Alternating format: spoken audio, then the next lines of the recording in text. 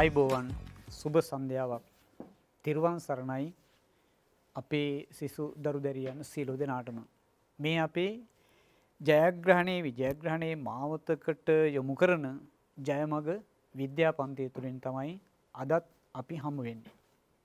අද අපි විද්‍යා විෂය ධාරාව තුල භෞතික විද්‍යාවට අදාළ විෂය කරුණු කීපයක් නැවත මතක් කර ගැනීම, සමහර කට්ටිය ඉගෙන ගැනීම, සමහර කට්ටිය නැවත මතක් කර ගන්නවා, සමහර කට්ටිය ඉගෙන ගන්නවා.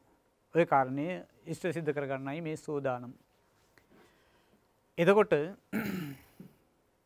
අපි ආරම්භයේදී මනස සැලු කරගන්න කතාව හැමදාම කියනවා වගේ මේ දූ දරුවන් දැන් අවධානය යොමු කරගෙන ඇති මේ ඇති වෙලා තියෙන අර කොරෝනා නේද වසංගතයත් සමගම අධිප්‍රේරණය වෙලා ආපු මේ ගෙවතුවකා සංකල්පය පිළිබඳව ඒ හින්දා තමන්ට හැකි ආකාරයකට මල් පෝච්චි කීපයක් සකස් කරගෙන වගාව ආරම්භ කරන්න.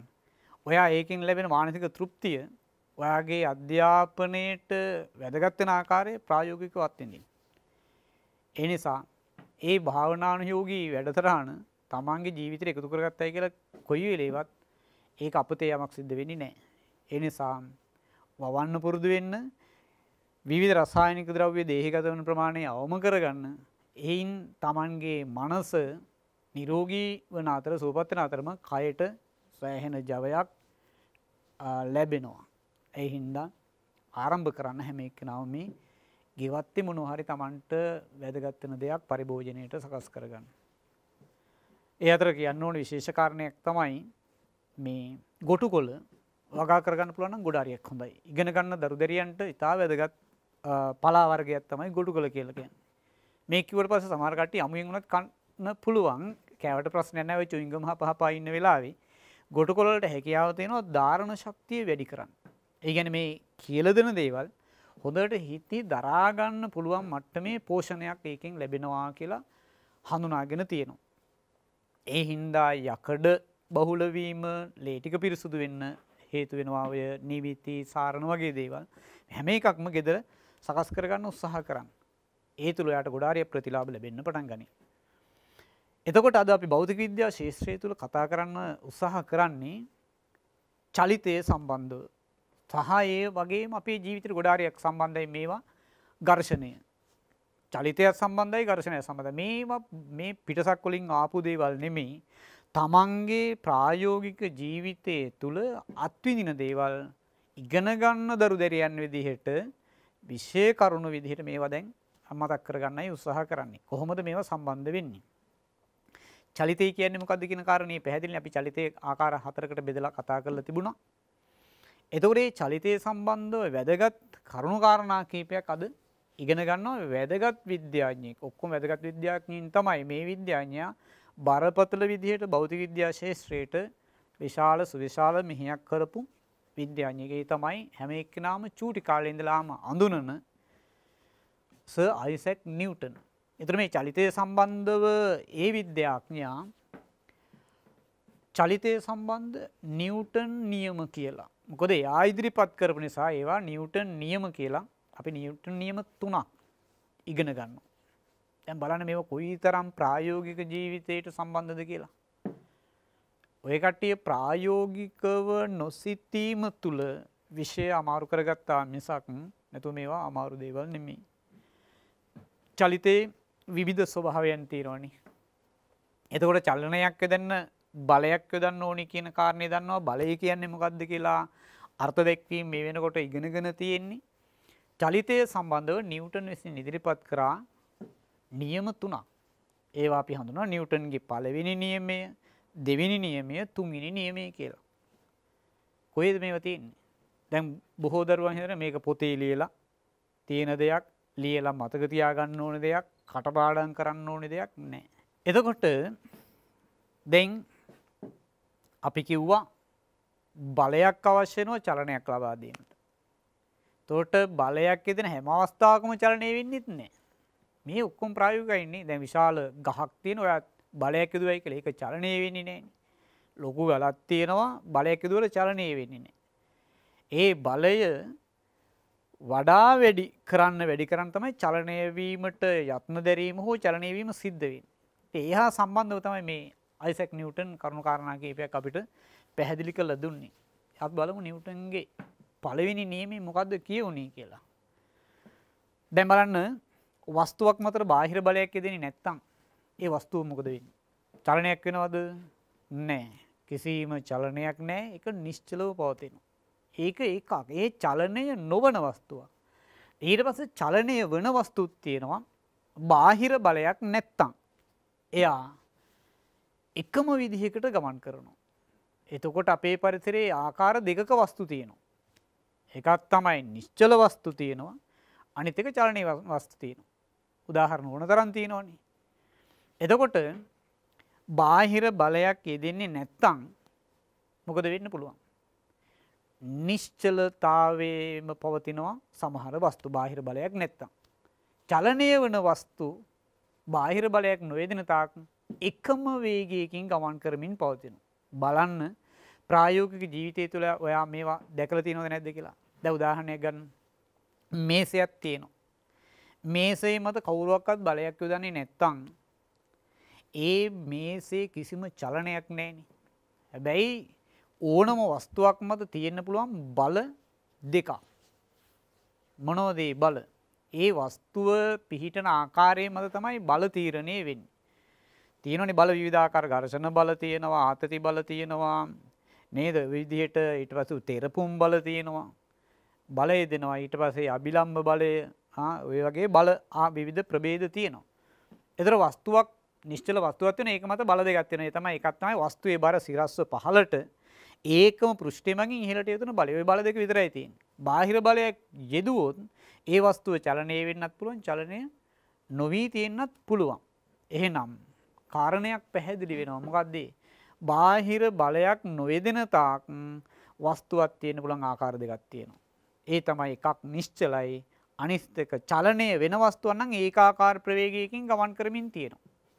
පැහැදිලිනේ? ඕක තමයි නිව්ටන් පළවෙනි නියමයෙන් කියුනේ. ඉතින් අලුත් දෙයක් නැහැ නේ. එයා පළවෙනියෙන් මේක අපිට පැහැදිලි කරලා දුන්නා. එච්චරයි කරලා දෙන්නේ. ඔය තමයි නිව්ටන්ගේ පළවෙනි නියමය. දැන් එහෙනම් පළවෙනි නියමය ඉතින් ඕක කීටි කරලා ඔයාට නියමයක් විදිහට ලියන්න එපා. ඒ හින්දා නිව්ටන්ගේ පළවෙනි නියමයෙන් කියවෙන්නේ වස්තුවක් මත අසන්තුලිත බලයක් නොයෙදෙන්නේ නම්, ඒ කියන්නේ බාහිර බලයක් යෙදෙන්නේ නැත්තම් ඒ වස්තුව පවතින්න පුළුවන් ආකාර දෙකයි. එකක් එක්ක නිශ්චලව තියෙනවා, එහෙම නැත්නම් ඒකාකාර ප්‍රවේගයකින් ගමන් කරමින් තියෙයි. නිශ්චල වස්තු නම් ඕන තරම්. ඒකාකාර ප්‍රවේගය ඔයාලට සමහරවිට ප්‍රශ්නයක් වෙන්න පුළුවන්. ඒකත් ප්‍රශ්නයක් කරගන්න ඕන. දැන් අධිවේගී මාර්ගය ගන්නකොට ඒක වේග සීමා තියෙනවනේ. නේද? පැයට කිලෝමීටර 80ද 100ද කියලා සටහන් කරලා තියෙනවා සීමා. එතකොට කවුරුවක්වත් කැමති නැහැනේ හිමින් යන්න. උපරිමයෙන් ගියොත් දඩකොලේ එළිය වෙනවා. හිමින් යන්න කැමති නැහැ. ඒ හින්දා අර සීමාවේ ඒකාකාර මට්ටමක පවත්වාගෙන යනවා. ඔය අතරදී පාර හරහා කවුරු හරි මොකක් හරි බාධකයක් තිබුණොත් එයාට මොකද්ද සිද්ධ කරන්න වෙන්නේ? තිරින්ග තද කරන්න වෙනවනේ. අන්න බාහිර බලයක් යදුවා. එතකොට මොකද වෙන්නේ? අර ඒකාකාර ප්‍රවේගය බිඳ වැන්නා. එහෙම නැත්නම් කවුරු හරි ෆලෝ කරොත් එහෙම මොකද කරන්නේ? එයාට ඇක්සලරේටර් එක පාගලා වේගය වැඩි කරගන්න වෙනවා. බාහිර බලයක් යදුවා, වේගය වැඩි වුණා. අන්න නිව්ටන්ගේ පළවෙනි නියමය. නේ? එහෙනම් බාහිර බලයක් යෙදෙන්නේ නැත්නම් වස්තුවක් පවතින ආකාර දෙකයි තියෙන්නේ කියලා කිව්වා. එකක් නිශ්චලයි, ඒකාකාර ප්‍රවේගය. පළවෙනි නියමය ඉවරයි. මොකද්ද ඔකේ අලුත් දෙයක් තියෙන්නේ? ප්‍රායෝගික ජීවිතයට එකතු කරගන්න. දෙවෙනි එක තමයි අපිට ටිකක් මොකක් වෙන්නේද? ටිකක් ඊට වඩා ටිකක් ගැඹුරට හිතන්න සිද්ධ වෙනවා. එහෙනම් ඕකෙම අනිත් පැත්තට පොඩ්ඩක් බලන්න. බාහිර බලයක් යෙදුනොත් මොකද වෙන්නේ? බාහිර බලයක් යෙදුනොත් සිදුවිය හැකි සිදුවීම් දෙකයි. නිශ්චල වස්තුවක් නම් මොකද වෙන්නේ? චලනය වෙන්න පටන් ගනී. චලනය වෙන වස්තුවක් නම් ආකාර දෙකකට වෙනස් වෙන්න පුළුවන්. මොනවද ආකාර දෙක? බාහිර බලයක් යෙදුනොත් චලනය වෙන වස්තුවකට ආකාර දෙකක චලනයන් සිද්ධ වෙන්න පුළුවන්. එක අවස්ථාවේදී එකයි වෙන්නේ. සිදුවිය හැකි සිද්ධි දෙකක් තියෙනවා. එකක් තමයි මොකද වෙන්නේ? වේගය එක්කොත් වැඩි වෙයි. එහෙම නැත්නම් වේගය අඩු වෙයි.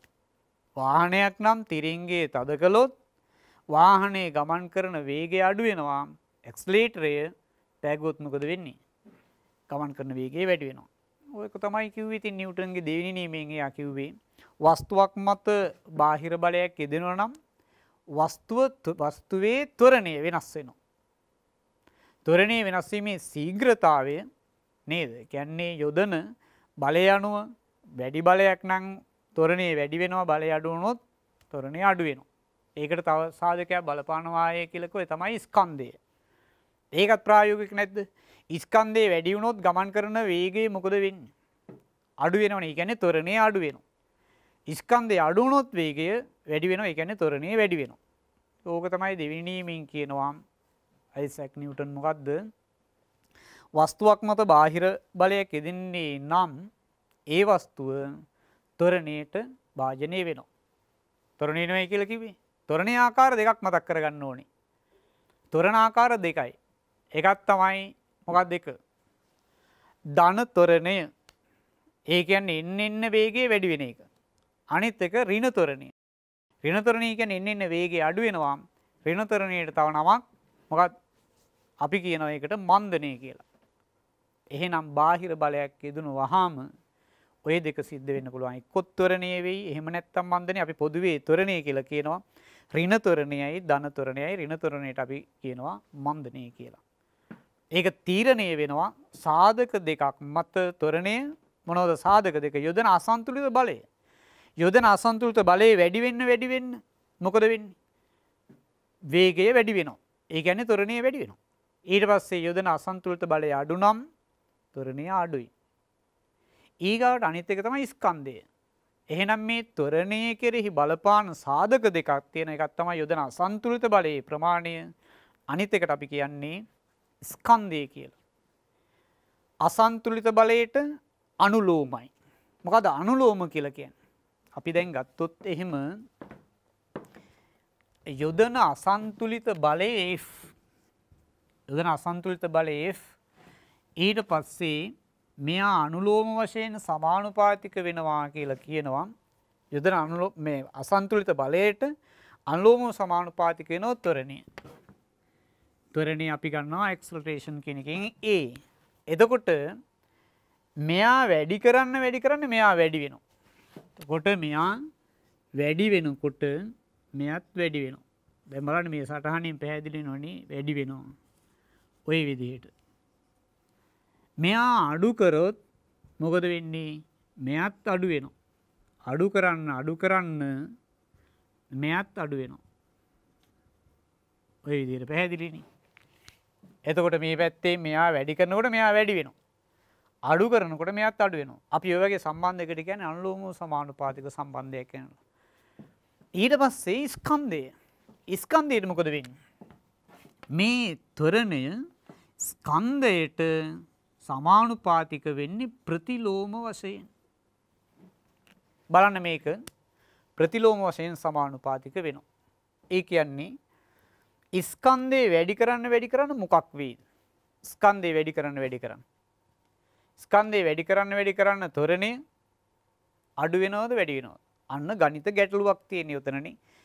එක යට අගය, ඒ කියන්නේ ලවය එක වෙලා හරය වැඩි වෙන්න අගය මොකද වෙන්නේ? අඩු වෙනවා කියන තැන ඔයා ඉන්න ඕනේ. දැන් උදාහරණයක් අපි මේකෙන් පැහැදිලි කරගත්තොත් මෙතන අපි හිතමු දෙකෙන් එක. ඊට පස්සේ ස්කන්ධය 3 කියලා ගමු. ඊගාට ස්කන්ධය 4, ඊගාට ස්කන්ධය 5. දැන් මොකද වෙන්නේ? දෙකෙන් එකද, තුනෙන් එකද, හතරෙන් එකද, පහෙන් එකද විශාල? දෙකෙන් එක විශාලයි. එතකොට හරය වැඩි වෙන්න අගය අඩු වෙනවා. පැහැදිලි වෙන කාරණේ තමයි ස්කන්ධයට මේ ත්වරණය කියන එක ප්‍රතිලෝමයි. ඒ කියන්නේ ස්කන්ධය වැඩි කරන්න ත්වරණය අඩු වෙනවා.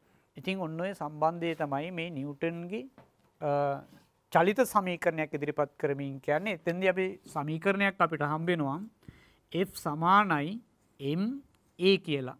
F කිව්වේ යොදන අසන්තුලිත බලය. m කියලා කියන්නේ වස්තුවේ ස්කන්ධය. ඊට පස්සේ a කියලා කියන්නේ ත්වරණය. එතකොට අපි මේකට කියන්නේ නිව්ටන්ගේ චලිත සමීකරණය. ඒතර දෙවෙනි මේ ලැබෙන සමීකරණය තමයි මේ F සමානයි ma කියලා කියන්නේ. එතකොට අපි මේක ලබාගත් ආකාරය මෙහෙමනේ.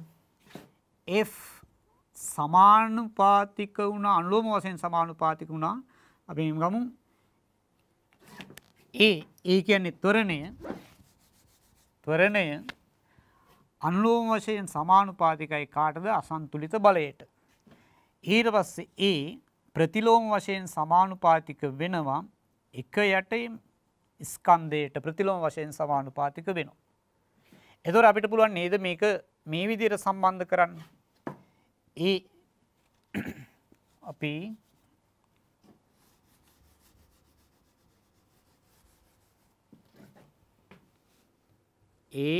අනුලෝම වශයෙන් සමානුපාතිකයි අසන්තුලිත බලය ප්‍රතිලෝම වශයෙන් සමානුපාතිකයි එක යටේම කියන්නේ ස්කන්ධය මේක සම්බන්ධ වෙනවා මෙහෙම සමානුපාතිකයි F බෙදීම M කියලා F බෙදීම M එතකොට මේ සමානුපාතික ලකුණ අපිට අයින් කරගන්න ඕනේ. ඒක කොහොමද අයින් කරන්නේ? අපිට පුළුවන් මේ විදිහට මේ සමානුපාතික ලකුණ අයින් කරන්න k කියලා නියතයකින් නැත්නම් නියත පදයකින් ගුණ කරන්න පුළුවන්.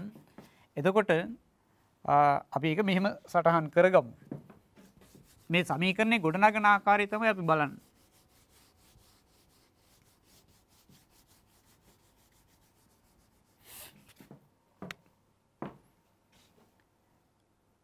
එතකොට සමානුපාතික ලකුණ අයින් කරන්න අපිට පුළුවන් මෙතනට k කියලා නියතයකින් ගුණ කරන්න. එතකොට සමානයි k සමාන වෙනවා කාටද F බෙදීම M. එතකොට මේ k කියන නියතය F බෙදීම M බෙදීම මේ මෙතනට එනවා. ඒ කියන්නේ ත්වරණය F බෙදීම M බෙදීම එතකොට මේ සම්පූර්ණ k අපිට සිද්ධ වෙනවා සමාන කරගන්න එකට සමාන කරගන්න ඕනි. කොහොමද එකට සමාන කරගන්නේ? ඒකට අපි කියනවා නිව්ටනයේ අර්ථ දැක්වීම කියලා. නිව්ටනයේ අර්ථ දැක්වීමට තමයි මේ අපි උත්සාහ කරන්නේ මේ වෙලාවේ. එතකොට මේක එක කරගත්තොත් අර අපි කලින් චලිත සමීකරණය ලබා ගන්න පුළුවන් F සමානයි ma කියලා. එතකොට කොහොමද අපි මේක එකට සමාන කරගන්නේ? මේ පැත්ත එක වුණොතින් තමයි k එකට සමාන වෙන්නේ. එතනදී අපි සලකනවා මෙන්න මෙහෙම. මොකද්ද නිව්ටනයේ අර්ථ දැක්වීම? ස්කන්ධයේ කිලෝග්‍රෑම් 1යි. ස්කන්ධයේ කිලෝග්‍රෑම් 1ක් වන වස්තුවක් මත තත්පර වර්ගයට මීටර් 1ක ත්වරණයක් ලබා දීමට සමත් බලය නිව්ටන් 1යි කියලා හඳුන්වනවා. ඒ නිව්ටනයේ අර්ථ දැක්වීම. එතකොට බලන්න ස්කන්ධය 1යි. ඊගාට ත්වරණය 1යි. ඊගාට අසන්තුලිත බලය නිව්ටන් 1යි. එතකොට මේ සමස්තයම එකට සමාන වෙනවා. k කියන නියතය සමානයි 1යි කියලා කියන්නේ. එතකොට මේක එකට සමාන වුණා මොකද වෙන්නේ බලන්න. 1 සමානයි F බෙදීම M ඔහොමනේ තියෙන්නේ. එතකොට මේක තවදුරටත් මේ ගණිතය පිළිබඳ ප්‍රශ්නයේදී දරුවන්ට වයි ප්‍රශ්න එනවා. මේක මෙහෙම ලිව්වයි කියලා වැරද්දක් තියෙනවද බලන්න. 1 සමානයි F බෙදීම මේ M කියලා මෙහෙම ලියන්න පුළුවන්. එතකොට දැන් බලන්න හරස් ගුණිතයේ දාලා F සමානයි අපිට සමීකරණයක් ලැබෙනවා MA කියලා. F සමානයි MA. අපි ආයසරයක් හිමින්සරේ බලමු සමීකරණය ගන්න ආකාරය. ත්වරණයේ අනුලෝම සමානුපාතිකයි අසන්තුලිත බලයට. ත්වරණයේ ප්‍රතිලෝම සමානුපාතිකයි ස්කන්ධයට. එතකොට මේ දෙකම සංකලනය කරලා අපිට එකට එකතු කරලා මෙහෙම ලියන්න පුළුවන්. ත්වරණය සමානුපාතික වෙන F යට M. එතකොට මේ සමානුපාතික ලකුණ අයින් කරන්න තමයි අපි k කියලා නියතයකින් ගුණ කරගන්නේ. ඒ තමයි මේ AK සමානයි F බෙදීම M. එතකොට k උක්ත කරගන්නවා. මේ සමීකරණ උක්ත කිරීම කට්ටිය ඉගෙනගෙන තියෙනවා. k උක්ත කරගත්තාම එනවා F බෙදීම M බෙදීම A.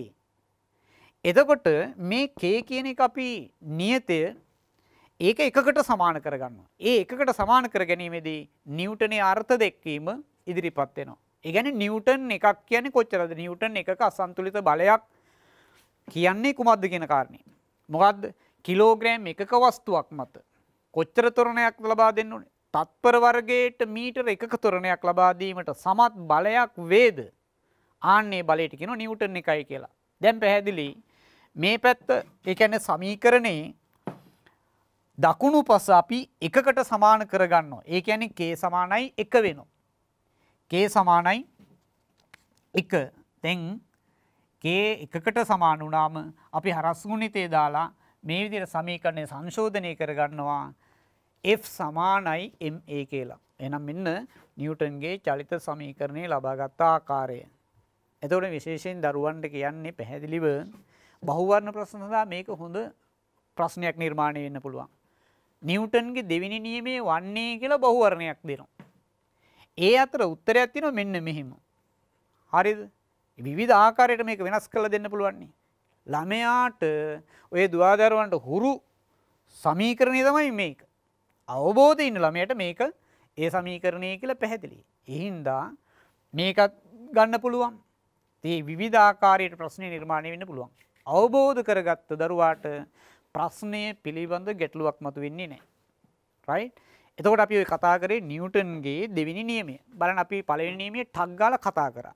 මොකද පළවෙනි නියමයෙන් කියන්නේ නැත්නම් අවස්ථිත නියමය කියලා කියන එකට වස්තුවක් මත අසන්තුලිත බලයක් නොයෙදෙන තාක් වස්තුව නිශ්චලතාවයේ හෝ ඒකාකාර ප්‍රවේගයෙන් ගමන් කරයි පළවෙනි නියමය. දෙවෙනි නියමය වස්තුවක් මත අසන්තුලිත බලයක් යෙදෙන්නේ නම් අසන්තුලිත බලයේදී මේ ප්‍රතිපලයකට ත්වරණය වෙනවා. ත්වරණය අසන්තුලිත බලයට අනුලෝම වශයෙන් සමානුපාතික වන අතර වස්තුවේ ස්කන්ධයට ප්‍රතිලෝමයි කියලා කිව්වා. ඒ අනුව නිව්ටන්ගේ දෙවෙනි නියමයේ චලිත සමීකරණය මෙන්න මේ විදිහට ඉදිරිපත් වෙනවා. මෙතන නිව්ටනේ අර්ථ දැක්වීම නිව්ටන් එකක් කියන්නේ කොච්චරද කියන කාරණේ පැහැදිලිව මතක තියාගන්න ඕනේ. නිව්ටන් එකක් කියන්නේ කිලෝග්‍රෑම් එකක වස්තුවක් මත තත්පර වර්ගයට මීටර එකක ත්වරණයක් ලබා දීමට සමත් බලයක් තියෙනවා. ඒක නිව්ටන් එකයි. ඔන්න නිව්ටනේ අර්ථ දැක්වීම.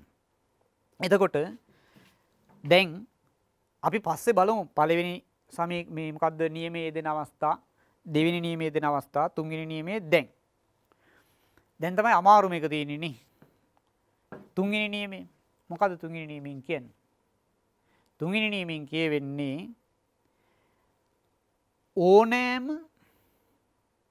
ක්‍රියාවකට සමාන වූ ප්‍රතිවිරුද්ධ වූ ප්‍රතික්‍රියාවක් තියෙනවා කියලා. ඕනෑම ක්‍රියාවකට සමාන වූ ප්‍රතිවිරුද්ධ වූ ප්‍රතික්‍රියාවක් තියෙනවා කියලා.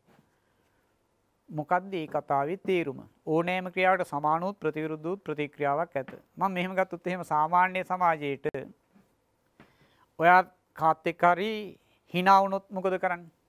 මේ ඉස්සර මිනිස්සු ගැනයි කතා කරන්නේ, අද සමාජය ගැන නෙමෙයි. hina වුණොත් මොකද කරන්නේ? hina වෙනවා. එරෙව්වොත් එහෙම මොකද කරන්නේ? hina වෙනවද? නෑනේ. ඔරවනවා. ඊට පස්සේ බැරි වෙලා දැන්නොත් එහෙම බනිනවා. ගැහුවොත් ගහනවා, කිනිත්තුවොත් කොනිටනවා නේ. මේ සමාන ප්‍රතික්‍රියාවක් ඇතන සිද්ධ වෙන්නේ. ඊට පස්සේ දැන් පන්දුවක් අතෑරියාම බිමට ඒක නැවත ඉහළට මොකද වෙන්නේ? පොළාපයින්නු නැත්නම් අපි කියන්නේ බම්ප් වෙනවයි කියලා. ඊට පස්සේ අපි පෘෂ්ඨයක් මත බලයක් යොදනවා. පෘෂ්ඨය මගින් අප මත බලයක් යොදනවා. ඔන්න නිව්ටන්ගේ තුන්වෙනි නියමය. එතකොට තුන්වෙනි නියමය මොකද කියේ? ඕනෑම ක්‍රියාවකට සමාන වූ ප්‍රතිවිරුද්ධ වූ ප්‍රතික්‍රියාවක් ඇත කියලා. සමාන වූ ප්‍රතිවිරුද්ධ වූ ප්‍රතික්‍රියාවක් ඇත. එතකොට තුන්වෙනි නියමයේ දැන් නිව්ටන් චලිතය සම්බන්ධ නිව්ටන්ගේ නියම තුන ඉවරයි කතා කරලා. දැන් මොනවද පළවෙනි නියමයෙන් කිව්වේ? වස්තුවක් මත අසන්තුලිත බලයක් නොයෙදෙන තාක් වස්තුව නිශ්චලයි. එහෙම නැත්නම් ඒකාකාර ප්‍රවේගයකින් ගමන් කරනවා කිව්වා. දෙවෙනි නියමයෙන් කිව්වා වස්තුවක් මත අසන්තුලිත බලයක් යෙදෙන අවස්ථාවේදී ඒ වස්තුව ත්වරණය වෙනවා. එකක් බලයට අනුලෝම වශයෙන් සමානුපාතික වෙනවා ත්වරණය, සහ ත්වරණය ස්කන්ධයට ප්‍රතිලෝමයි කියලා. තුන්වෙනි නියමයෙන් කිව්වා ඕනෑම ක්‍රියාවකට සමාන වූ ප්‍රතික්‍රියාවක් තියෙනවායි කියලා. දැන් බලමු ওই නියම තුන අපේ සාමාන්‍ය ජීවිතයේ තුලදී අපිට ක්‍රියාත්මක වෙන අවස්ථාවන් නේ. ඒතකොට ඒවා ඒ විදිහට ගලපලා මතක තියාගත්තාම නිව්ටන්ගේ නියම දකින හැම ස්ථානයකදීම ඔයාලට මතක් කරගන්න පුළුවන්. මේ තියෙන්නේ පළවෙනි නියමය, මේක දෙවෙනි නියමය, දැන් තුන්වෙනි නියමය. හොඳයි පළවෙනි නියමයේ දෙන අවස්ථාවන් බලමු. හරි සරල කොටසක් අපි මේ කතා කරමින් ඉන්නේ. ඒ තරමට ප්‍රායෝගිකයි. දැන් ගල් ගෙඩියක් තියෙනවා. අපි කියමු මේසයක් මත පොතක් තියෙනවායි කියලා. කීවෙනි නියමයේද තියෙන්නේ? පළවෙනි නියමය. ඔතනටම තුන්වෙනි නියමයක් තියෙනවද නැද්ද? තුන්වෙනි නියමයක් තියෙනවනේ. ඇයි? වස්තුවේ බර සිරස්ව පහළට. දැන් මේ වගේ පෘෂ්ඨයක් මත වස්තුවක් තියෙනවා. බාහිර බලයක් නැත්තම් මේක මත බල දෙකක් තියෙනවනේ.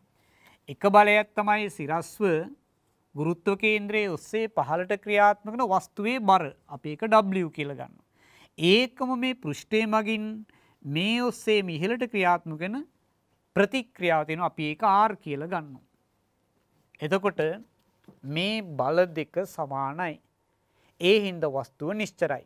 බාහිර බලයක් දුන්නොත් තමයි වස්තුවේ නිශ්චලතාවයේ බිඳ වැටීම සිද්ධ වෙන්න පුළුවන්. එහෙනම් මේ වගේ අවස්ථාවන් අපේ පරිසරයේ ඕන තරම් තියෙනවා. දැන් මේ පෘෂ්ඨයක් මත තියෙන එකන්නේ. එල්ලිච්ච අවස්ථා තියෙනවනේ. ඊට පස්සේ තෙරපුම් යෙදෙන අවස්ථා තියෙනවනේ. ආන්න ඒවා තමන් ආදේශ කරගන්න ඕනේ. දැන් තරලයක් මත නම් වස්තුවක් තියෙන්නේ. ඒකෙත් මේ වගේම බල දෙකක් තියෙනවා. පහළට වස්තුවේ බර ක්‍රියාත්මක වෙනවා, ඉහළට උඩුකුරු තෙරපුම් බලය. ඊට පස්සේ දෙපැත්තට අදිනවා වෙන්න පුළුවන් ආතති බල. ඊට පස්සේ එල්ලෙන එකත් එහෙමනේ. අපි කියමු දැන් අඹ ගෙඩියක් නෙට්ටෙන් එල්ලලා තියෙනවා. බාහිර බලයක් නැහැ. සමතුලිතයි නිශ්චලතාවයේ තියෙන්නේ. එතකොට ওই විදිහට ඒවා ආදේශ කරලා බලන්න. පළවෙනි නියමයේ දකින්න හැම තැනම පළවෙනි නියමය. ප්‍රශ්නය ඇහුවට පස්සේ ඉස්සරහින් එක්කෙනා වටපිටේ බලලා උත්තර ලියනවා නෙවෙයි පරිසරය තුල නිරීක්ෂණය කරලා මතක් කරගෙන උත්තර ලියන්න පුළුවන්. දෙවෙනි නියමය. දැන් ඔන්න ඔයා වාහනයක ගමන් කරලා තියෙනවා. ගමන් කරනවා එක පාට බ්‍රේක් නැත්තම් තිරිංග තද කරනවා මොකද වෙන්නේ? ඔයා වෙනම තිරිංගයක් හයි කරගෙන නැහනේ. බ්‍රේක් කරේ නැත්තම් තිරිංග තද කරේ වාහනේ. වාහනේ යම් ප්‍රවේගයකින් වේගයකින් ගමන් කළාද ඒ හැම පදාර්ථයකටම මේකයි තියෙන්නේ. හැම අංශුවකම ওই ප්‍රවේගය තියෙනවා. ඔයා ඒක ප්‍රායෝගිකව දැකලා නැද්ද මෙහෙම? අපි කියමු දැන් කෝච්චියක ගමන් කරන අවස්ථාවක් ගන්න. කෝච්චියේ සමනලෙක් හරිය ඔය සමනල වගේ පොඩි සත්තු පියාඹන අවස්ථාවක් දැකලා තියෙනවද? ඒතර දැන් කෝච්චි පෙට්ටිය තුල එයා මෙතන නම් පියාඹන්නේ. එයා ඒ හරියම තමයි දිගටම යන්නේ. අපිට පේනවා ඉතින් කෝච්චියත් එක්ක සම්බන්ධයක් නැහැ. එයා කෝච්චි අර පිටිපස්ස කොටස ඇවිල්ලා මෙයාගේ වදී. එහෙම වෙන්නේ නැහනේ. ඊට පස්සේ ඔයාට ඒක ප්‍රායෝගික නැත්තම් මෙහෙම කරන්න පුළුවන්. දැන් ගමන් කරන වාහනයක ඔයා ඉන්න ගමන් උඩ පනිනවා. උඩ වැන්නාම හරියට දැන් වාහනේ ඉස්සරහට ගමන් කරන්නේ. ඔයා මෙතන උඩ පැන්නාම එතනටමද වැටෙන්නේ? එහෙම නැත්තම් පිටිපස්සට ගිහිල්ලාද වැටෙන්නේ කියලා බලන්න. නේ? ඒ තුල ඔයාට පේනවා මේ ගමන් කරනකොට තමන්ගේ දේහෙට, ඒ කියන්නේ ඒක තියෙන ගොඩනැගිලා තියෙන පදාර්ථයේ හැම අංශුවකටම මේ ප්‍රවේගය තියෙනවා. තිරිංග තද කරේ වාහනේ විතරයි. එතකොට අරකේ තියෙන සියලුම පදාර්ථය අර ප්‍රවේගය අන්තර්ගත නිසා ඒවා ඉදිරියට තල්ලු වෙලා යනවා. මේක පිරිමි ළමයි නම් ගොඩාරියක් වෙලාවට පිරිමි උදවිය ප්‍රායෝගිකව අත්විඳිනවා. ඒ තමයි ගමන් කරන බසයෙන් පැනීම. එයා පැනලා ඉදිරියට දුවනවද දිව වෙනවද? ඒක අනිවාර්යෙන් කළ යුතු දෙයක්ද නැද්ද? නැත්තම් බස් එකෙන් එකපාරට පැනලා කෙහෙල් ගහක් වගේ හිටියොත් මොකක් වෙයිද? ඒන වේගයත් එක්කම දඩෝරියෙන් ගාලා කෙහෙල් ගහක් කැපුවා වගේ පාර හරහා නේද වැටෙන්න පුළුවන්. ඇයි ඒ වාගේ දෙහි තිච්ච වේගය ඒ විදිහටම තියෙනවා.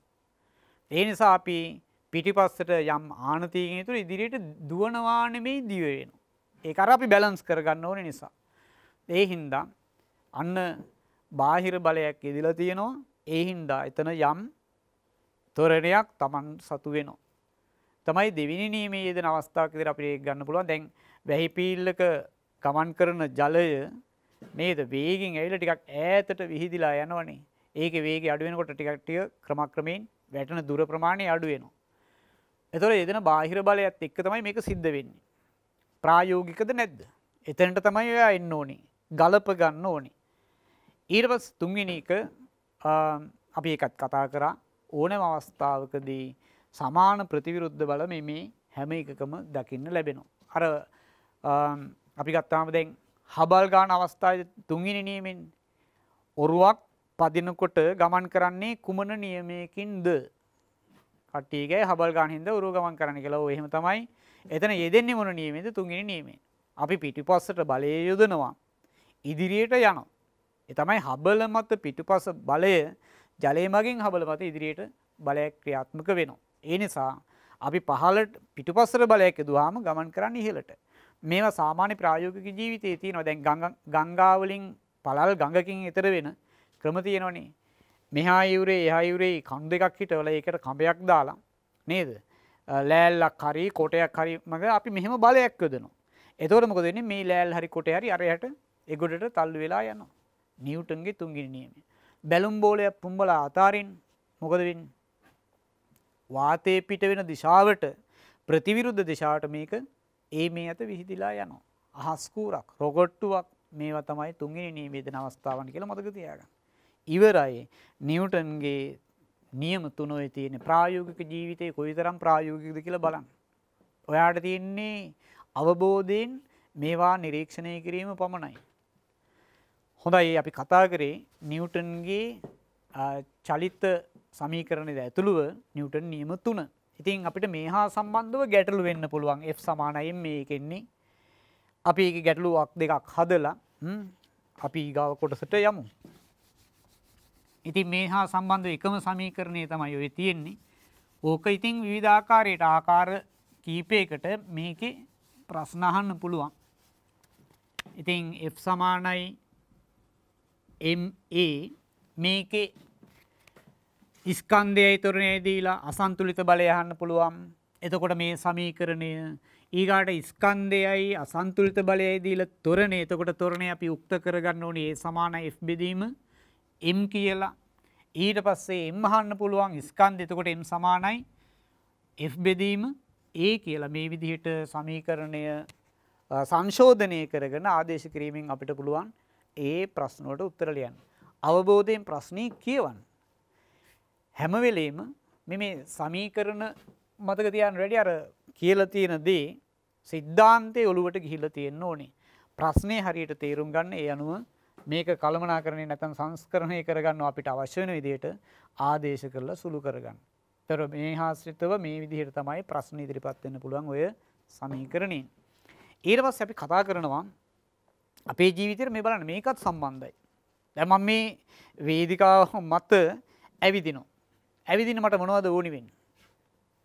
ඇවිදින්න බලයක් ඕනිනේ. දැන් බලයක් ඕනි කියලා මං අඩිය තියෙනකොටම බැරි වෙලාවත් කෙහෙල්ලෙල්ලක් වගේ එකක් පෑගුණොත් මොකද වෙන්නේ? දන්නවනේ ප්‍රායෝගිකව මොකද වෙන්නේ? ලෙස්සලා යනවා. එතකොට ලෙස්සලා කියලා එක්කත් හොම්බ බිම යන්නේ, එහෙම නැත්නම් පස්ස බිම යන්නේ. ওই දෙකෙන් එකක් වෙයි. එතකොට ප්‍රායෝගිකයිනේ වෙලා ඇතිනේ. එතකොට දැන් අර බෝල් රූම් ඩාන්ස්ද මොනවද නටනකොට හොඳට ඝර්ෂණය අඩු වෙන්නද ඕනි වැඩි වෙන්නද? මෙහෙම අල්ලගෙන කරකවන්න පුළුවන් ඉන්නේ බඹරේ වගේ නේ. ඒතකොට ඝර්ෂණ බලය අඩු වෙන්න ඕනේ. ඒතකොට ඒ සඳහා පළඳින ඒ පාවහන් වල සහ ඒ පොළොවේ ඒ මට සිලුට ස්වභාවය ලැබිලා තියෙන්න ඕනේ. මේ හැම එකක්ම ප්‍රායෝගිකයි. දැන් ගස් නගින එක්කෙනෙක් ගන්න. ගස් නගින එක්කෙනා පොල් කඩන එක්කෙනා එන්නේ නැහනේ වහින කාලෙට. ඇයි වහින කාලෙට එන්නේ නැත්තේ? හීතල හින්දාද? තෙමෙන හින්දාද? මොකද්ද ප්‍රශ්නේ? ගහලිස්සනවා. ගහලිස්සන නිසා පුද්ගලයාට ඒ රැකියාව කරගන්න බැරි වෙනවා. ඒතර එයාට ඝර්ෂණ බලයේ ගොඩ හරියක් වැදගත්. ඒ පොල් ගහේ අර යටි පැත්තට වගේ වෙන්න දියසීරා වගේ තියෙනවා. ඒ පැත්ත අල්ලනවා ලිස්සලා යනවා. දියසෙවිල වගේ බැඳිලා තියෙනවා. එහෙනම් පොළොවේ පය ගහන කට්ටියට, පය ගහලා ඇවිදින කට්ටියට වැදගත් වෙනවා මොකද්ද? ඝර්ෂණ බලය. ඒ අතර බලන්න ඔයාගේ පාවහන් වල යටිපැත්ත කොහොමද තියෙන්නේ කියලා. දැන් මේ දවස්වල නම් පාවහන් යටිපැත්ත අත ගන්න යන්න හොඳ නැහැ. කොරෝනා තියෙන්න පුළුවන් නේ. හැමතැනම කොරෝනානේ. ඒ නිසා ඒ ඝර්ෂණ බලය. දැන් ඝර්ෂණ බලය කියන්නේ මොකද්ද ඊට පස්සේ? ඝර්ෂණ බලය කියන්නේ මේකයි. යම් පෘෂ්ඨයක් මත වස්තුවක් චලනය වෙනවා. ඒ චලනය වීම නතර කරන්න තමයි පෘෂ්ඨය උත්සාහ කරන්නේ. දැන් මම ඇවිදිනවා. ඒ ඇවිදින එක නතර කරන්න පොළොව යම් උත්සාහයක් ගන්නවා. එතකොට මම යම් බලයක් යොදනවා පොළොව මත. මේ විදිහට ඇවිදිනකොට මම පොළොව මත බලයක් යොදනවා. ඒතර ඒ පොළොව මත බලය දෙන දිශාව මොකක්ද කියලා කාටද කියන්න පුළුවන්.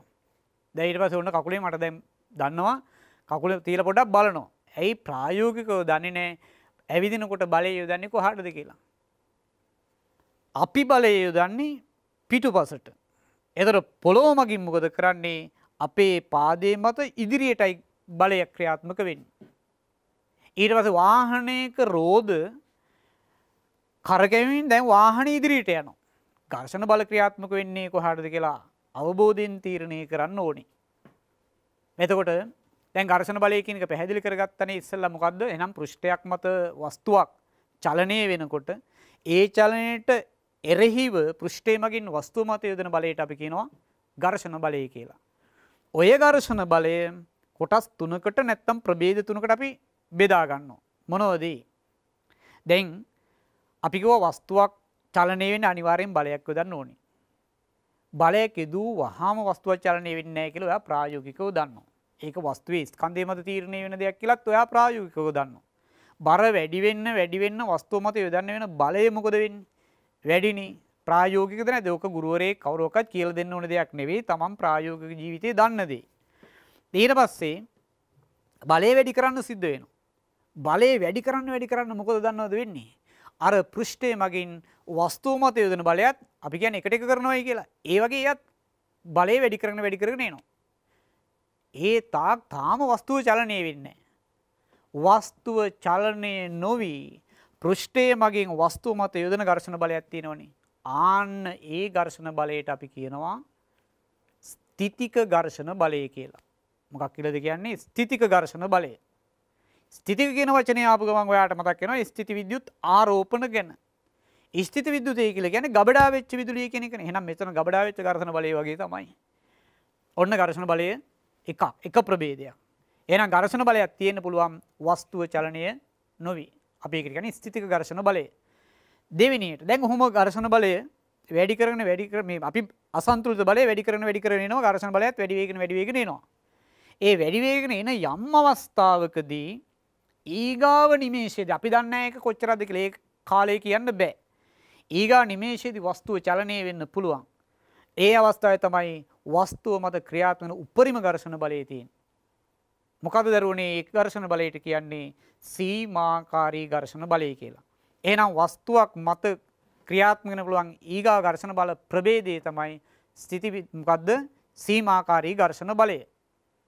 සීමාකාරී ඝර්ෂණ බලය තමයි වැඩිම ඝර්ෂණ බලය කියලාත් මතක තියාගන්න. අපි ඒක ප්‍රස්තාරයක් ඇඳුත් මේ විදිහට එනවා. ඝර්ෂණ බලය නේද? කාලයත් එක්ක දැන් අපි යොදන බලයත් එක්ක මේ විදිහට වැඩි වේගන එනවා. දැන් මේ කාල පරිච්ඡේදයේ තුල අපිට දකින්න ලැබෙන්නේ මොකද්ද? ඒ තමයි ස්ථිතික ඝර්ෂණ බලය. වැඩි වේගන යනවා. ඊට පස්සේ යම් අවස්ථාවේදී උපරිමයට ආවා. ඇවිල්ලා ඊට පස්සේ මොකද වෙන්නේ? ඒකාකාරී නැත්නම් අපි ඒකට කියනවා ගතික ඝර්ෂණ බලය. ඔය විදිහට ඊට පස්සේ ඝර්ෂණ බලය තියෙන්නේ. ඕන්න ඔය විදිහට තමයි ඝර්ෂණ බලයේ අවස්ථාරික. මේ ටිකේ ස්ථිතික, මෙතන සීමාකාරී, මෙතන ගතික ඝර්ෂණ බලය. ගතික ඝර්ෂණ බලය කියලා කියන්නේ වස්තුව දැන් මොකද වෙන්නේ? දැන් චලනය වෙනවා. එහෙනම් වස්තුවක් මත ඝර්ෂණ බලය කියලා කියන්නේ පෘෂ්ඨයක් මත වස්තුවක් චලනය වෙනකොට පෘෂ්ඨය මගින් වස්තුව මත යොදන බලය. ඒකේ ප්‍රභේද තුන ස්ථිතික, සීමාකාරී, ගතික. ස්ථිතික කියලා කියන්නේ වැඩි කරනවත් එක්කම ඝර්ෂණ බලය වැඩි වේගන එනවා. සීමාකාරී ඝර්ෂණ බලය කියන්නේ උපරිම ඝර්ෂණ බලය. ගතික ඝර්ෂණ බලයේදී වස්තුව දැන් චලනය වෙනවා කියලා මතක තියාගන්න ඕනේ. දැන් ඒකත් පැහැදිලිනේ. එතකොට මේ ඝර්ෂණ බලය අපිට සාමාන්‍ය ජීවිතයේ තුල වැදගත්. කොහොමද ඝර්ෂණ බලය වැදගත් වෙන්නේ?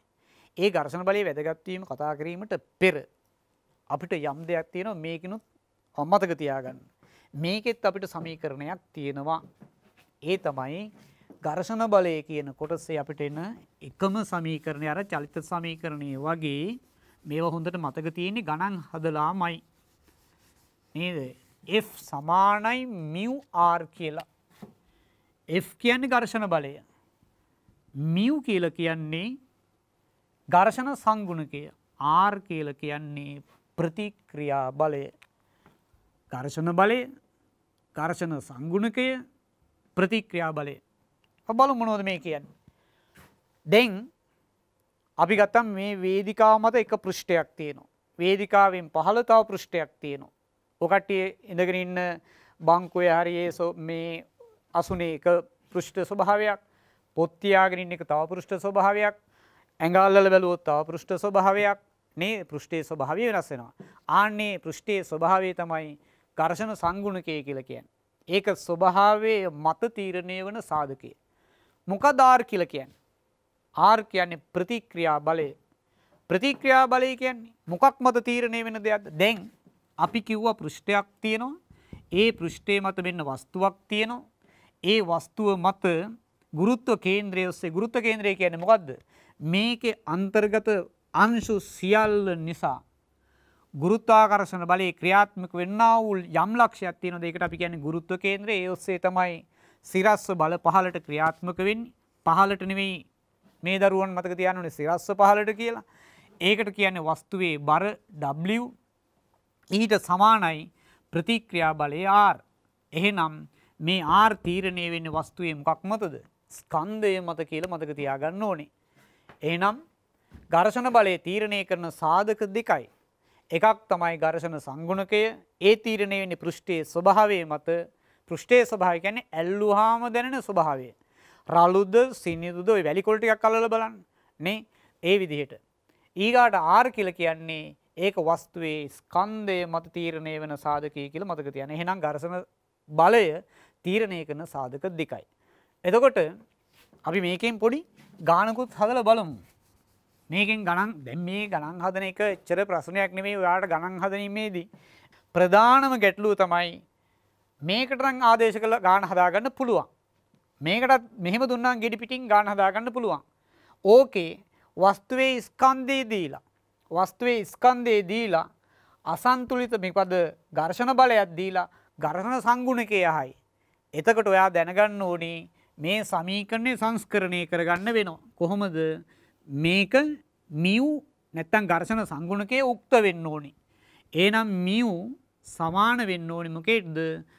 මේ ඝර්ෂණ බලය බෙදනවා R වලින් ප්‍රතික්‍රියා බලයෙන්. එතකොට අපිට ඝර්ෂණ සංගුණකය ගණනය කරලා දෙන්න පුළුවන්.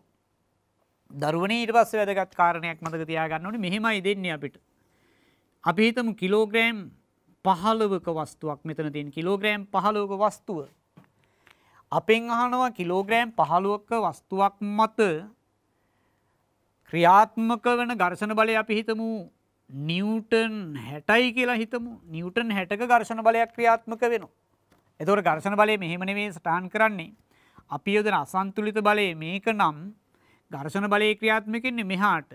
හරිද? එතකොට 60ක ඝර්ෂණ බලයක් ක්‍රියාත්මක වෙනවා F. දැන් මොකද වෙන්නේ? එතකොට අපෙන් අහන්නේ පෘෂ්ඨයේ ස්වභාවික ඝර්ෂණ සංගුණකයේ ගණනය කළා දෙන්න. එහෙනම් මෙන්න ඝර්ෂණ සංගුණකය දැන් ගණනය කරමු. ආදේශ කරන්න mu සමානයි F.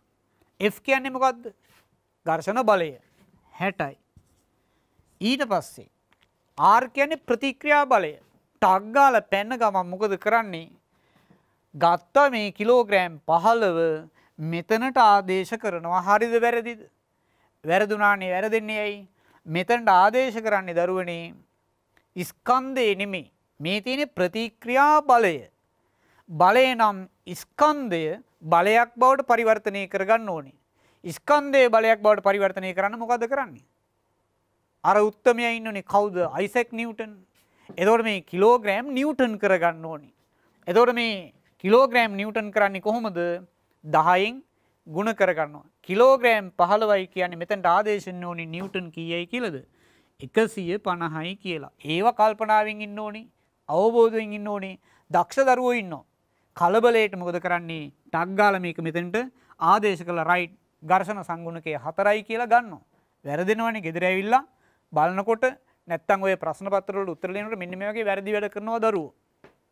නේද? මොකද කරන්නේ? දැන් විභාගේ සාමාන්‍ය පෙළට ලෑස්ති වෙන දරුවෝ විදිහට විභාගවලදී මෙන්න මේ වගේ වැඩක් කරන විභාගෙ ලියලා ඉවරයි. අපි කියමු සයන්ස් පේපර් එක ලියලා ඉවරයි.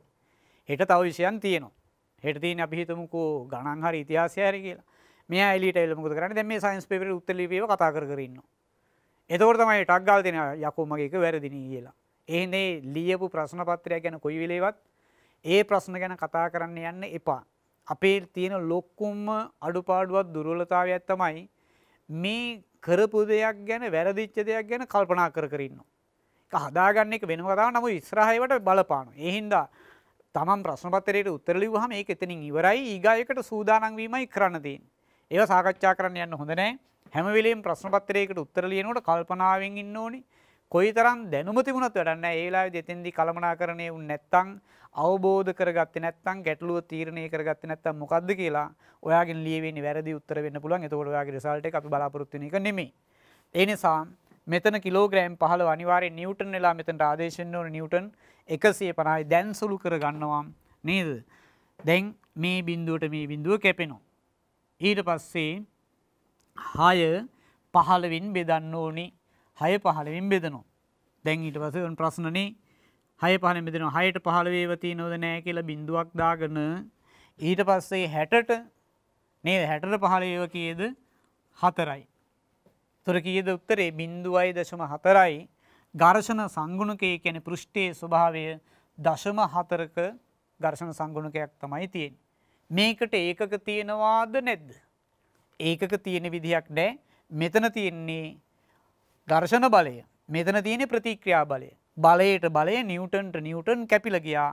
එතකොට ලැබෙනවා ඝර්ෂණ සංගුණකය 0.4යි කියලා. දැන් පැහැදිලිනේ. ඒ නිසා අවබෝධය වැදගත්, කල්පනාව වැදගත්, තේරුම් ගැනීම මේ සියල්ලම කැටි වෙච්ච ස්ථානයේ තමයි අපි බලාපොරොත්තු වෙන හොඳ ප්‍රතිඵලයක් එන්නේ. එහෙනම් මේ විදිහට මේ සමීකරණය සංස්කරණය කරගෙන තැනට සුදුසු ආකාරයට ඒක සංස්කරණය කරගෙන ආදේශ කරලා නිවැරදි අගයන් ආදේශ කරලා උත්තරය ගන්න පුළුවන්. ඒ අපි කතා කරේ මේ නිව්ටන් මේ ඝර්ෂණ බලයේ යෙදීමක් නේ. ඒතකොට තව එකක් අහන්න පුළුවන් මොකද්ද මේ මියු ඇහුවා. ඊට පස්සේ ප්‍රතික්‍රියා බලය අහලා වස්තුවේ ස්කන්ධය අහන්න පුළුවන්. බලය හොයාගත්තොත් කොහොමද ස්කන්ධය හොයන්නේ ඊගාවට? බලය හොයාගත්තොත් ස්කන්ධය බවට පරිවර්තනය කරන්න. දැන් ස්කන්ධයේ බලය බවට පරිවර්තනය කරන්න 10න් වැඩි කරා නම් බලය ස්කන්ධයේ බවට පරිවර්තනය කරන්න 10න් බෙදන්න ඕනේ. හරි සරල දේවල් තියෙන්නේ කල්පනාවෙන් ඉන්න එච්චරයි. හොඳයි ඔය විදිහට අපිට පුළුවන් මේ ඝර්ෂණ සංගුණකයේ සම්බන්ධ නැත්නම් F සමානයි μ කියන සමීකරණය ආශ්‍රිතව ගැටලු ටික විසඳ ගන්න. දැන් අපි බලමු මේ ඝර්ෂණ බලය යෙදෙන අවස්ථාවන් මොනවාද කියලා. ප්‍රයෝජනවත් වන අවස්ථාවන් අපිට අනවශ්‍ය අවස්ථාවන් තියෙනවනේ. අවශ්‍ය අවස්ථාවන් ටික මොනවද? අවශ්‍ය නම් එහෙනම් ඝර්ෂණ බලය වැඩි කරගන්න ඕනේ. ඝර්ෂණ බලය වැඩි කරන්න මොනවද කරන්නේ? දැන් ආයෙ අලුතෙන් හිතන්න ඕනේද? බලන්න ඔයා පාවිච්චි කරන දැන් කිව්වතුව ගාවිද භාවිතා කරනවා. දැන් මේ දවස්වල නම් කැත්ත උදැල්ල එහෙම පිහිය අතට හුරු ඇති. මේ කාලේ එක අතට දැනෙනකොට ඒක පෘෂ්ඨයේ ස්වභාවය මිට කොහොමද තියෙන්න ඕනේ? එතකොට දැන් මෙහෙම ගහනකොටම ලෙස්සලා ගියොත් එමේ කියන්නේ එතන ඝර්ෂණ බලයක් නැහැ. ඒකෙන් හොඳට රළුවට පෘෂ්ඨයේ තියෙන්න ඕනේ. පෘෂ්ඨයේ රළු කිරීම සඳහා මොනවද කරලා තියෙන ක්‍රියාමාර්ග උපාය මාර්ග මොනවද කියලා ඔයා ප්‍රායෝගිකව දන්නවා. කට්ට කපලා තියෙනවා සපත්තු සෙරෙප්පුවල නම් ඒ ටයර් වල කට්ට කපලා තියෙනවා.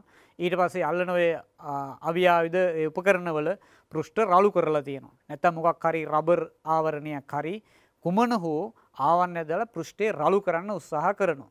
ඒ තමයි ඝර්ෂණ බලය වැඩි කරගන්නේ. ඊට පස්සේ පොල් ගස් නගින එක්කනට ඝර්ෂණ බලය වැදගත්. ඊට පස්සේ අපි මොකද්ද ග්‍රහණය කරන්නේ? හැම එක්කනටම ඝර්ෂණ බලය වැදගත් සාමාන්‍ය ජීවිතයේදී. ඇවිදින ඝර්ෂණ බලයනේ හැම අවස්ථාවකදීම. ඊට පස්සේ එහෙනම් ඝර්ෂණ බලය ප්‍රයෝජනවත් වෙන අවස්ථා සහ ඝර්ෂණ බලය වැඩි කරගන්නේ කොහොමද කියන කාරණේ අවබෝධ කරගන්න. කොහෙන්ද ගුරුවරයෙක් කියලා දෙන්න ඕනේ. ගුරුවරයා යනු මාර්ගෝපදේශකයා පමණයි. ඔයාට තමයි තින්නේ ඒව තීරුම් අරගෙන එතනින් එහාට ගමන යන්න. මෙන්න මේ මාර්ගේ එන්න කියලා ගුරුවරයා කියනවා. යන්න කියලා කියනවා. ඔයා නිවැරදිව තීරුම් අරගෙන මේ මාවතේ ගමන් කරන මොන මාවතේද? ජය මග නේ ජයග්‍රාහී මාවත. ඊට පස්සේ දැන් බලන්න ඝර්ෂණ බලය අඩු කරගන්නේ කොහොමද? ඝර්ෂණ බලය අඩු කරගත යුතු අවස්ථා මොනවද? ගන්න ක්‍රියාමාර්ග මොනවද? දැන් හිතන්න. කොහේදද ඝර්ෂණ බලය අනවශ්‍ය වෙන්නේ? ඔව් හිතන්නකෝ බලන්න. දැන් මම කියනවා මෙහෙම දැන් අර අවුරුද්දට ලෙස්සන ගහ කියන එකක් තියෙනවනේ. උදේ වරුවටම ඝර්ෂණ බලය ඕනි නැහැ. ඒ හින්දා උඩට ගිහිල්ලා ටිකක් යනකොට ලෙස්සලා වැටෙනවා. එතකොටනේ පොඩි අපි ඔය කට්ටිය භාෂාවෙන් කියන නම් ආතල් එකක් තියෙන්නේ. විනෝදයක් නේ තියෙන්නේ. ඒතකොට ටිකින් ටික හැන්දෑවෙන්න ඝර්ෂණ බලය වැදගත් වෙනවා. නැත්නම් ඉතින් හැමදාම ලබන අවුරුද්දේ තමයි කොඩිය ගන්න වෙන්නේ නේ. එතකොට එතෙන්දී උදේවරුේ ඝර්ෂණ බලය ඕනේ නැහැ. ඊගාවට ග්‍රීස් යකාට ඕනිත් නැහැ නේ. ග්‍රීස් යකා හදන්න ඕනේ. ග්‍රීස් යකා මිනිරන් ටිකක් එක්ක ග්‍රීස් මිශ්‍ර කරලා ඇඟේ ගාගෙන එනවා. අල්ලන්න බෑ. එතකොට ලෙස්සලා යනවා. එයාටත් ඕනේ නැහැ. ඊට පස්සේ බොලොක්කෙට ඕනි නැහැ.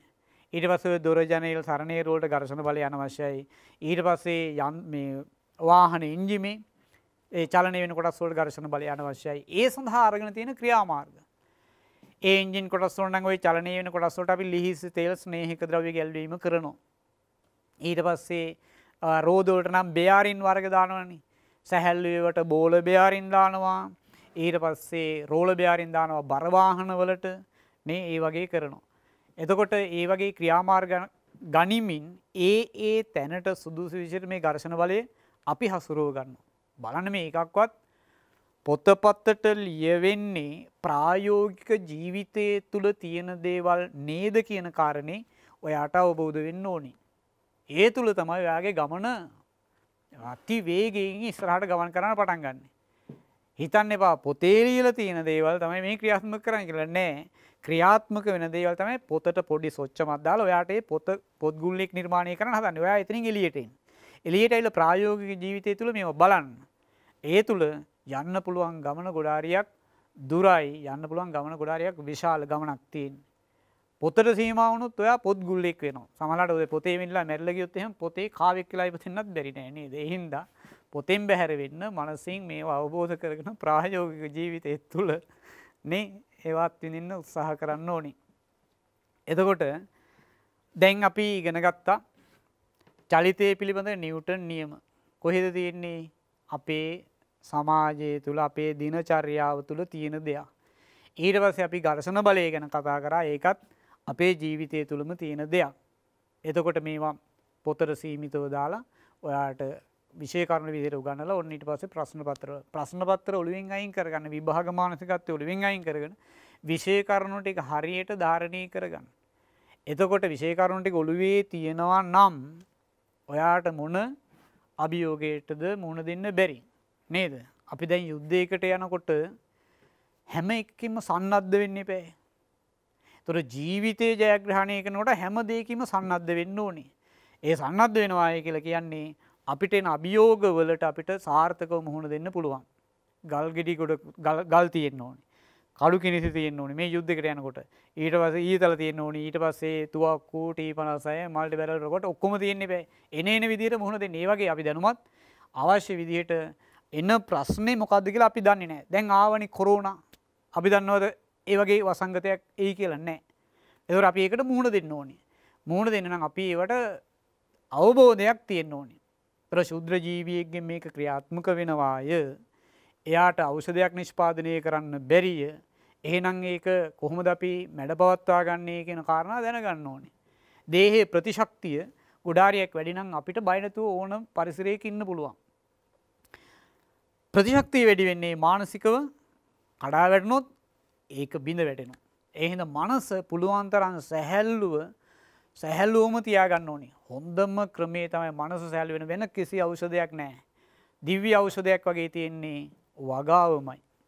අවසානයේ ආරම්භ වෙන්නෙත් වගාවෙන් අවසන් වෙන්නෙත් වගාවෙන්. ඇයි එච්චරම මේක පුන පුනා කියන්නේ? අත්දැකීම් ලැබෙනකොට ඒක ප්‍රායෝගික වෙනකොට අනිත් එක්කෙනෙකුට දෙන්නමයි දෙන හොඳ දෙයක්, යහපත් දෙයක්. ඒ හින්දා මනස සැහැල්ලු කරගන්න. එතකොට අපිට ගොඩාරියක් ප්‍රශ්න වලට විසඳුම තියෙනවා. ඒ හින්දා ප්‍රතිශක්තිය දේහේ ගොඩනගෙන්න නම් මනස සැහැල්ලු වීමත්, කය මනස දෙකම නිරෝගීව තියෙන්න ඕනේ. ඒ හින්දා එන අභියෝගනේ කියලා ආවේ නෑනේ වසංගතයක් එනවයි කියලා. ඒකට මුහුණ දෙන්න නම් අපි ඒවා තීරුම් බේරුම් කරගෙන තියෙන්න ඕනේ. ඒ නිසා දැන් හරි අපි මේ ඉතා පුළුල් ශේෂ්ත්‍රයක් ඉතාම කෙටියෙන් සරලව දැන් ඔකට මේක ගැළලු තියනවද කියන්නේ? දැන් මෙතෙක් කල හිතාගෙන හිටියේ කොහොමද? දැන් කොහොමද? මෙච්චර කල් බරක් වෙලා තිබිච්ච විෂය කරුණු ටික අද ඔයා සැහැල්ලු කරගත්තා. මම දන්නවා ඊටාම් පැහැදිලි ඔයාට සැහැල්ලුව මේක තේරුණාය කියන කාරණේ. ඇයි මෙච්චර කල් ප්‍රායෝගිකව හිතුවේ නැහැ? ඒ නිසා ඔයාට දැන් පැහැදිලි වෙන්න ඕනි කරුණක් දුවේ පුතේ මොකද්ද? ප්‍රායෝගිකව හිතන්න, ප්‍රායෝගිකව ක්‍රියාත්මක වෙන්න. කවුරුවක්වත් කියනවට නෙමෙයි. ඔයා තනියෙන් යන්න ඕන ගමනක් තියෙන. ඒ ගමන තනියෙන් යන්න නම් ඔයාගේ දැනුම් සම්භාරය වැඩි කරගන්න ඕනි. හිතන්න පුළුවන් වෙන්න ඕනි තනියෙන්. අපිට අභියෝගයකට මුහුණ දෙනකොට අපේ පිටිපස්සෙන් කවුරුවක්වත් ඉඳලා ඒකට විසඳුම් හොයනවා කියලා අපි ඉන්න බෑ. තමන්ම අනාගතයේ ජයග්‍රහණය කරන්න නම්, ජය මාවත ඔස්සේ ගමන් කරවන්න නම් අවබෝධයෙන්, සිහියෙන්, කල්පනාවෙන් නිරෝගීව මේ සියල්ල වැදගත්. ඒ නිසා නැවත නැවතත් පුන පුනා කියන්නේ මට අත්දැකීම් තියෙන නිසා. ඒ වගේම මගේ සමහර ඉගෙනගත්තු දූපටවුන් දූ දරුවන් කියපු කාරණේ මේ 6 පන්තියේ ඉන්න පැටවු ටිකක් කියපු කතාවක්. එයාට මොකක් හරි ප්‍රශ්නයක් ආවම එයා යනවා කිව්වා. එයා වගා කරලා තියෙන ඒ මල් පෝච්චි කීපයක් ළඟට ගිහිල්ලා ඒ වතපත ගාලා ඒව පොඩ්ඩක් බලාගත්තාම ඒ ආපු ගැටලු අර ආපු මනසට ආවේග කේන්තියද ඒ ඔක්කොම නැති වෙන මේ පොඩි එකා කියන්නේ. එයාට ඒ වගේ දැනුමක් අවබෝධයක් ඒකෙන් ආවා. ඒ නිසා පුළුවන් තරම් මනස සැහැල්ලු කරගන්න. වෙන ක්‍රමයක් නැහැ ඔය ටීවී එකේ ඔයා එක එක ප්‍රෝග්‍රෑම් බලුවට වැඩක් නැහැ. ඒතර මේ වගේ අවවාද උපදෙස් දෙන මේ අවස්ථාවේ ඒකෙන් උපරිම ප්‍රයෝජන අරගෙන. දැන් මේක ඔය කට්ටියගේ ඇත්තටම කියනවා නම් පිනකට පෑදිච්ච මාවතක් නෙමේ ජය මග කියන එක. ඒ නිසා ඒකෙන් උපරිම ප්‍රයෝජන ගන්න. ඒ ඔස්සේ දෙන දැනුම් සම්භාරයේ ඒ ගුරුවරුන්ගේ ඒ විද්වතුන් අපිට පේනවා මේකේ ඇවිල්ලා විවිධ විද්වතුන් සාර සම්භාර ගොඩාරියක් කතා කරනවනේ. ඒවා ඔයා ප්‍රායෝගික ජීවිතේ යොදා ගන්න ඕනේ. එහෙමනම් අද මේ ඉගෙනගත්ත භෞතික විද්‍යා ශාස්ත්‍රය තුල කරුණු ටික ගොඩාරියක් පුළුල් දෙයක් ඉතාම කෙටියෙන් සරලව මම ඔයාලට කියලා දුන්නේ. ඔයා ආද පටන් ගන්න. හැමදාම මම කියනවා ආද පටන් ගන්න, ආද පටන් ගන්න. පටන්ගෙන ක්‍රියාත්මක වෙන්න. විද්‍යා විෂය හරි ලේසි ප්‍රායෝගික වෙන දරුදැරියන්ට පොතේ ලිලා ඉන්න කට්ටියට අද කියෙව්ව එළියට බහිනකොට අමතකයි. අවබෝධ කරගත්ත එක්කෙනාට එයා ජීවිත මනස නිරවුල තියෙන තාක් ඒව අවබෝධයේ තියෙනවා. ඒ නිසා හැම වෙලෙම සැහැල්ලු මේ නිරෝගී මනසක් පවත්වාගෙන යන්න උත්සාහ කරන්න. ඒ සඳහා ඔයා ක්‍රියාත්මක වෙන්න ඕනේ. අවවාද අහගෙන හිටියට වැඩක් නැහැ. දෙන අවවාද දහසකින් එකක් හරි ක්‍රියාත්මක කරන දවසකට. ඒ නිසා අපි අදට මේ පාඩමට මෙතනින් සමුදෙනවා. අද භෞතික විද්‍යා ශාස්ත්‍රයේ කොටසක්නේ අපි කතා කරේ. ඊගාට තවත් දවසක තවත් මේ වගේම හරබර විෂය පතේකින් අපි හම්බ වෙමු. හැම වෙලෙම සිහියෙන් බුද්ධියෙන් අවබෝධයෙන් වැඩ කරන් කල්පනාවෙන් ඉන්න තමන්ගේ ශරීර සෞඛ්‍ය කායික මානසික සියල්ල හිතන්න. අපි මොනවා කරන්න කියත් වැඩක් නැහැ. කය මනස නිරෝගී නැත්තම්. කොච්චර හොඳට ඉගෙනුවත් වැඩක් නැහැ. මොකද ඒක දරාගෙන ඉන්න බෑ. ඒ හින්දා ඔයාගේ දේහයට නිරෝගීව පවත්වාගෙන යන්න ආහාර ටික ගොඩක් වැදගත්. ඒ හින්දා තමයි ගෙවත්තේ වගා කර ගැනීමෙන් විෂ රසායනික ද්‍රව්‍ය දේහගත වන ප්‍රමාණය පොඩ අපි අඩු කරගන්නවා. කන්නේම වස විසනේ. ඒක නැති කරගන්න ඔයාට පුළුවන්. පලා වර්ග ටික හදාගන්න, මිරිස් කරලා හදාගන්න ක්‍රමානුකූලව ඔයා දවසින් දවස එක එක වැඩි කරගනි. එහෙනම් අපි තවත් දවසක මේ වගේම හරබර වැඩසටහනකින් විෂය කරුණු ටිකක් ඉගෙන ගමු. හැම එක්කෙනාටම සුවදායි සන්ධ්‍යාවක් ප්‍රාර්ථනා කරනවා. දැන් විවේක ගන්න අරගෙන අද ඉගෙන ගත්තේ මොනවද කියලා තමන්ගේ ජීවිතයත් එක්ක ගලපලා බලන්න. එහෙමනම් හැම එක්කෙනාටම ජයග්‍රාහී සුබ සන්ධ්‍යාවක් ප්‍රාර්ථනා කරමින් ජයමග විද්‍යා පන්තියෙන් අදට සමුගන්නවා. හැම එක්කෙනාටම තෙරුවන් සරණයි. ආයුබෝවන්.